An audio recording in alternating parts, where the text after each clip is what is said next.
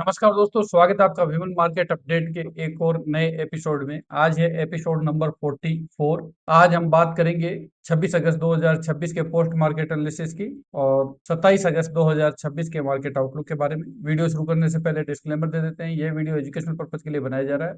राष्ट्रीय और अंतर्राष्ट्रीय स्तर पर कोई भी फायदा या नुकसान होता है तो उसके लिए हमारा चैनल बिल्कुल भी जिम्मेदार नहीं होगा। आप अपना कोई भी डिसीजन हो अपने फाइनेंशियल एडवाइजर से कंसल्ट करके ही डिसीजन लेंगे। तो चलिए दोस्तों, शुरू करते हैं आज का पोस्ट मार्केट एनालिसिस। आज निफ्टी 24,341 पर ओपन हुआ। निफ्टी ने आज 24,378 का हाई बनाया और 24,207 का निफ्टी ने लो बनाया और 24,207 के ऊपर ही क्लोज हुआ। आज निफ्टी में कल की तरह अप मूव न आकर के कासा की वजह से डाउन मूव आया, एक शार्प डाउन मूव दिखाई दिया लगभग 60 अंकों का और निफ्टी 24,207 के लेवल के ऊपर क्लोज हुआ। निफ्टी आज 126 अंकों की गिरावट के साथ में 0.52% की कमजोरी के साथ निफ्टी आज क्लोज हुआ। निफ्टी आज पूरे दिन 171 अंकों की रेंज के अंदर कामकाज किया निफ्टी ने। एनएससी के कामकाज की बात करें तो 3645 शेयरों में आज ट्रेडिंग हुई, जिसमें से 1966 शेयर पॉजिटिव में क्लोज हुए, 1548 शेयर नेगेटिव में क्लोज हुए और 131 शेयर अनचेंज रहे।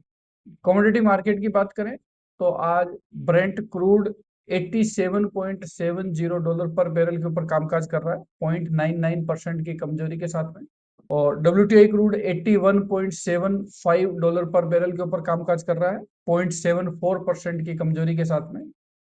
गोल्ड की बात करें तो गोल्ड 4615 के लेवल के ऊपर है, 0.92% की कमजोरी दिखा रहा है। डॉलर इंडेक्स की बात करें तो डॉलर इंडेक्स 99.19 के लेवल के ऊपर है, 0.27% की मजबूती बता रहा है। और भारतीय रुपया भी आज मजबूत रहा, 0.36% की मजबूती बता रहा है भारतीय रुपया और 95 रुपए 41 पैसे के ऊपर रुपया आज क्लोज हुआ। तो कमोडिटी मार्केट की ब्रेथ की बात करें तो कमोडिटी मार्केट फिर से रुक गया है। कल के शार्प डाउनफॉल के बाद में आज कमोडिटी मार्केट में एक थोड़ा सा ठहराव दिखाई दे रहा है और ब्रेंट क्रूड 85 और 88 के बीच में ही घूम रहा है। जब ब्रेंट क्रूड 85 को नीचे ब्रेकडाउन करता है तो मार्केट में एक बार फिर से बुलिश मूव दिखाई देगा और मार्केट ऊपर के लेवल के ऊपर सस्टेन होगा। जब तक ब्रेंट क्रूड में कोई स्टेबिलिटी नहीं आती तब तक मार्केट में स्टेबिलिटी आना मुश्किल है। अब बात करते हैं एफआईएच डीआईज एक्टिविटी की। तो आज एफआईएच ने 502 करोड़ का नेट कैश में माल खरीदा और डीआईज ने आज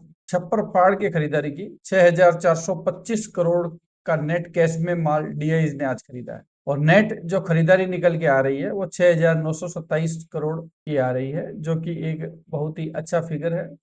लेकिन फिर भी मार्केट आज नीचे की तरफ क्लोज हुआ है। रीजन कुछ समझ नहीं आया कि क्या कारण से मार्केट आज गिरा। शायद ये कल की तेजी को स्टेबल या बैलेंस करने की कोशिश की गई और नई पोजीशंस जो बनाई जा रही हैं उनके ऊपर था। अब देखना होगा कि कल मार्केट में क्या मूव रहता है। अगर मार्केट ऊपर की तरफ जाता है तो संभल के रहना है, क्योंकि फिर से एक शार्प डाउनफॉल आने की भी संभावनाएं बनी हुई है। अगर मार्केट ऊपर के लेवल के ऊपर सस्टेन कर जाता है तो फिर मार्केट 25,000 की तरफ बढ़ता हुआ दिखाई देगा। डेरिवेटिव मार्केट की बात करें तो पीसीआर 0.87 के स्तर के ऊपर है। मैक्स पेन 24,300 है। मार्केट मैक्स पेन से लगभग 100 पॉइंट नीचे क्लोज हुआ है। तो एक बार के लिए फर्स्ट हाफ में या ओपनिंग में मार्केट गैप अप के साथ ही खुलने की संभावना है। इंडिया विक्स की बात करें तो इंडिया विक्स 10.9 के लेवल के ऊपर है, जो कि यह बताता है कि कोई पैनिक नहीं है। लेकिन इतना नीचे इंडिया विक्स का आना एक कंफ्यूजन सा क्रिएट कर रहा है, क्योंकि इंडिया विक्स आज 4% डाउन था लेकिन फिर भी मार्केट आज गिरा। तो कल क्या सिचुएशन निकल के आती है। ओपन इंटरेस्ट की बात करें तो पुट साइड में जो हाईएस्ट ओपन इंटरेस्ट है वो 24,200, 24,300 और 24,000 के लेवल के ऊपर है, और कॉल साइड में जो हाईएस्ट ओपन इंटरेस्ट है वो 24,500, 24,400, 24,300 के लेवल के ऊपर है। तो इमीडिएट जो रेंज निकल के आ रही है वो 24,000 से 24,500 की है। लेकिन अगर निफ्टी 24,500 को भी ऊपर ब्रेकआउट दे देता है तो फिर निफ्टी में एक बड़ा अप मूव दिखाई देगा, जो 25,000 के आसपास निफ्टी को ले जाएगा आने वाले वीक के अंदर। अब बात करते हैं ग्लोबल मार्केट की। तो ग्लोबल मार्केट में डाउ जोन्स अभी 53,479 के लेवल के ऊपर कामकाज कर रहा है, 0.18% की कमजोरी दिखा रहा है, और गिफ्ट निफ्टी भी 24,378 के लेवल के ऊपर कामकाज कर रहा है, 0.07% की कमजोरी बता रहा है। यूरोपियन मार्केट की तीनों कंट्री पॉजिटिव में है। एशियन मार्केट की 8 कंट्री में से 2 कंट्री रेड में है और बाकी 6 कंट्री पॉजिटिव में है और पॉजिटिव वाली कंट्रीज के जो परसेंटेज है वो 0.5 यानी आधा परसेंट के आसपास तेजी दिखा रहा है। तो अभी मार्केट में एकदम से हम बेरिशनेस तो नहीं कह सकते, लेकिन ऊपर के लेवल पर सस्टेन होने के लिए जो मजबूती चाहिए वो थोड़ी मुश्किल दिखाई दे रही है। तो दोस्तों यह था पोस्ट मार्केट एनालिसिस। अब बात करते हैं कि कल के लिए अपने को किन बातों का ध्यान में रखना चाहिए। 27 अगस्त 2026 को निफ्टी में आप कोई भी ट्रेड लेते हैं तो आपको सबसे पहले गिफ्ट निफ्टी के लेवल को देखना होगा कि सुबह ओपनिंग में गिफ्ट निफ्टी किस लेवल के ऊपर ओपन हो रहा है। ब्रेंट क्रूड का क्या प्राइस चल रहा है, क्या वो 88 से ऊपर है तो बेरिशनेस दिखाएगा, 85 से नीचे रहेगा तो फिर मार्केट में एक अप मूव दिखाई दे सकता है, एक बाउंस बैक दिखाई दे सकता है।